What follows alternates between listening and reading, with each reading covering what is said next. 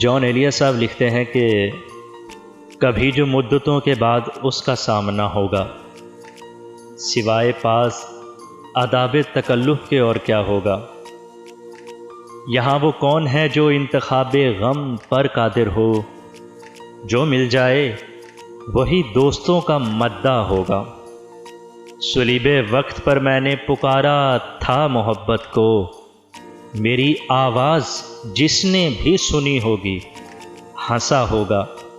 ہمارے شوق کے آسودہ و خوشحال ہونے تک تمہارے آرزو گیسو کا سودا ہو چکا ہوگا۔ ہنسی آتی ہے مجھ کو مصلحت کے ان تقاضوں پر کہ اب ایک اجنبی بن کر اسے پہچاننا ہوگا۔ دلیلوں سے دوا کا کام لینا سخت مشکل ہے، دلیلوں سے دوا کا کام لینا سخت مشکل ہے، مگر اس غم کی خاطر یہ ہنر بھی سیکھنا ہوگا۔